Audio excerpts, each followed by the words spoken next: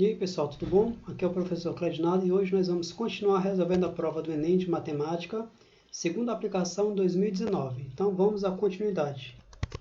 Questão 146. A conta de telefone de uma loja foi, nesse mês, de R$200. O valor da assinatura mensal, já incluso na conta, é de R$40, o qual dá direito a realizar uma quantidade ilimitada de ligações locais para telefones fixos. As ligações para celulares são tarifadas separadamente. Nessa loja são feitas somente ligações locais, tanto para telefones fixos quanto para celulares. Para reduzir os custos, o gerente planeja para o próximo mês uma conta de telefone com valor de R$80. Para que esse planejamento se cumpra, a redução percentual com gastos em ligações para celulares nessa loja deverá ser de... Olha só, pessoal, que questão boa de fazer, certo? É só você ler com atenção que você resolve rapidinho. Então, ele fala aqui, a conta da loja é o seguinte, ó, R$40, você paga R$40 e dá direito a fazer uma quantidade ilimitada de ligações locais para telefones fixos. E fala que as ligações para celular são tarifadas separadamente.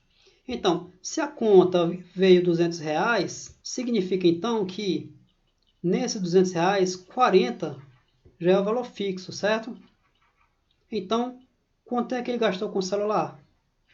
Ele gastou com o celular 160, porque 160 mais 40 é 200. O que o gerente quer? O gerente quer que a nova conta, certo? A conta do outro mês seja somente de R$80. Sabendo isso, então, a gente já sabe que o fixo é 40. Em outras palavras, o que ele está falando, gerente? Olha, então você só vai poder gastar R$40 com ligação para celular. É isso que ele quer que o pessoal faça lá. Reduza a conta com celular, né, de 160 para 40. Então, né, qual é a redução em reais? Ora, a redução em reais vai ser igual a 160, que é o que foi gasto nesse mês, menos os 40, que é o que eu pretendo gastar. Então, vai dar R$120. Mas a pergunta não é em reais, a pergunta é qual a redução percentual. Então, ele quer saber em porcentagem. Então, em outras palavras, 120 é quanto por cento de 160? E uma maneira rápida de fazer é a seguinte, ó, bem ligeirinho, você faz 120 por 160. 120 por 160, bem fácil de fazer, ó, corta esse zero com esse, fica 12 por 16. Dá para simplificar? Dá por 2, né? 12 por 2, 6. 16 por 2, 8, né? Dá para simplificar? Dá ainda. 6 por 2 é 3, 8 por 2 é 4. E eu já falei algumas vezes, vou repetir. Porcentagem, quando você tem uma fração com denominador 100, fica fácil. Então, se eu multiplicar esse numerador e o denominador aqui por 25, olha o que vai acontecer. Certo? 3 vezes 25, 75. 4 vezes 25, 100. Então, 75 sobre 100 é o mesmo que 75%. Você também poderia resolver, se você não quiser resolver assim, usando regra de 3 simples. Né? Você faria como? 160 está para 100%, assim como 120 está para x. Aqui são os reais, né? E aqui a porcentagem. Grandezas diretamente proporcionais, né? E você resolveria. Eu não vou resolver porque a gente já resolveu aqui e deu 75%, certo? Então, é uma maneira prática de resolver. Ó. Envolveu porcentagem, tenta achar uma fração equivalente cujo denominador seja 100. Na hora que você achar essa fração, o numerador já é a porcentagem. Ok, pessoal? Tranquilo, né? Questão fácil e boa de resolver. Questão 147. Uma equipe de cientistas decidiu iniciar uma cultura com exemplares de uma bactéria em uma lâmina a fim de determinar o comportamento dessa população. Após alguns dias, os cientistas verificaram os seguintes fatos. A cultura cresceu e ocupou uma área com o formato de um círculo. O raio do círculo formado pela cultura de bactérias aumentou 10% a cada dia. A concentração na cultura era de 1.000 bactérias por milímetro quadrado e não mudou significativamente com o tempo. Considere que R representa o raio do círculo no primeiro dia, Q a quantidade de bactérias nessa cultura no decorrer do tempo e D o número de dias transcorridos. Qual é a expressão que representa Q em função de R e D? Gente, é o seguinte, essa é uma questão que a gente tem que ficar atento aos detalhes das informações, certo? Então vamos lá, eu marquei aqui o que é importante para a gente resolver a questão. Ele fala que a cultura cresceu e ocupou uma área com o formato de um círculo, né? E que o raio desse círculo aumenta 10% a cada dia. E a concentração de bactérias na cultura é 1000 bactérias por milímetro quadrado, não mudando significativamente com o tempo. Ele fala ainda, e isso é importante para a gente resolver a questão. Considere que R representa o raio do círculo no primeiro dia. Isso aqui é muito importante para você deduzir a questão, certo? No primeiro dia, ok? Então, R é no primeiro dia. Então, R no primeiro dia, a quantidade de bactérias nessa cultura no decorrer do tempo é Q, e o D é o número de dias transcorridos. Qual expressão representa Q em função de R e de D? E olha só, a gente vai precisar lembrar primeiro do que é a área do círculo, né? Já que as bactérias estão fazendo um formato de um círculo, né? Que no dia 1 ele tem o raio R, e esse círculo vai aumentando. Então, à medida que eu aumento o raio do círculo aqui, ó, a área vai se expandindo, né?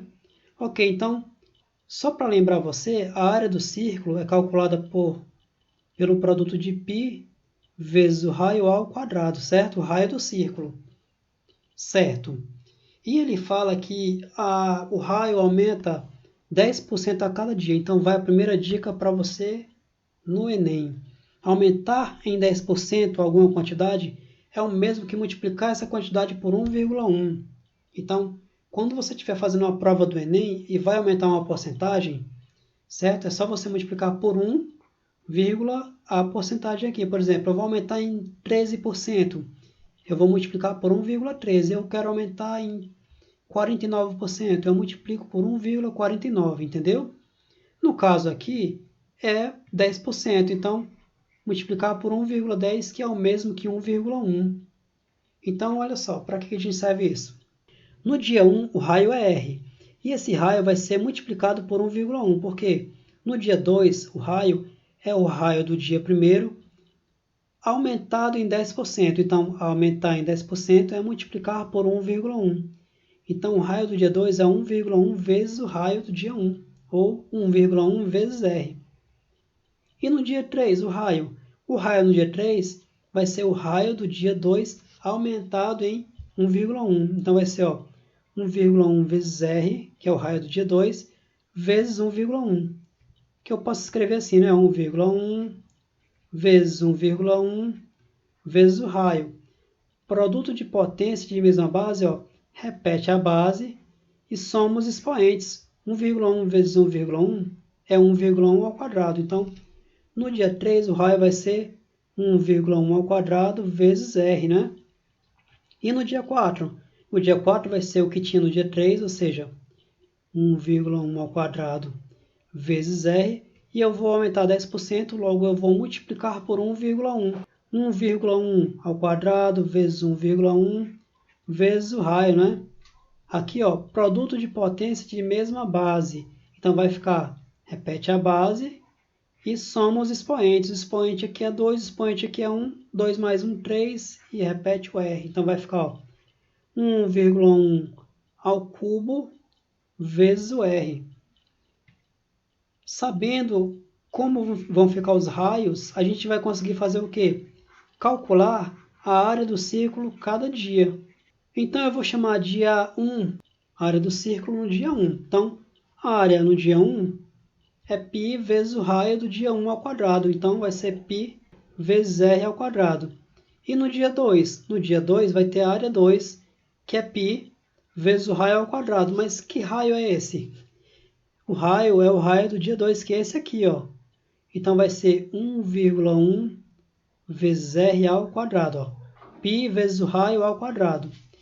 E no dia 3, a área no dia 3 vai ser π vezes o raio do círculo no dia 3. Qual é o raio do círculo? 1,1 ao quadrado vezes R, então isso ao quadrado, né? E no dia 4, qual é a área 4? A área no dia 4 vai ser π vezes o raio do dia 4 ao quadrado. o raio 4 aqui vai ser 1,1 ao cubo, R, isso tudo ao quadrado. Só para ficar mais claro, eu vou reescrever aqui o A1 como π vezes 1,1 elevado a 0 vezes R ao quadrado, porque qualquer número elevado a 0 não é igual a 1, então eu não fiz nada demais, certo? Só fiz aparecer o 1,1 para você entender o que a gente vai deduzir agora. Então, se eu quero achar a área no dia D, olha só, você observa que em todas elas aparece o π. Então, eu vou colocar aqui o π. Em todas elas aparece 1,1. Né? Em todas aparece 1,1. Mas, é aí que está o grande X da questão. Na área 1, 1,1 está elevado a 0. Na área 2, 1,1 está elevado a 1. Na área 3, 1,1 está elevado ao quadrado. Na área 4, 1,1 está elevado ao cubo. Então, observe que, se eu chamar esse númerozinho aqui de índice D, o 1,1 está sempre elevado a D, tirando uma unidade. Né? Quando é 4, a potência é 3, 3, 2, 2, 1, 1, 0. Então, vai ficar π vezes 1,1 elevado a D, que é esse índice aqui da área menos 1, vezes o raio. E isso tudo elevado ao quadrado. Acabou a questão? Claro que não, porque a questão pede que a gente calcule o quê? Mas ele fala que a concentração de bactérias é 1000 bactérias por milímetro quadrado. Então, para cada milímetro quadrado dessa área aqui, eu vou ter 1000 bactérias. Logo, a quantidade de bactérias é proporcional à área, certo? Ou seja, eu vou multiplicar a área por 1000. Lembre também que 1000 é 10 elevado ao cubo, né? 1, 2, 3 zeros. Então, o Q, que é tão pedido aí, quantidade de bactérias, vai ser simplesmente multiplicar a expressão da área por 10 ao cubo, ou seja, 10 ao cubo, que multiplica 1,1 elevado a D menos 1 vezes R.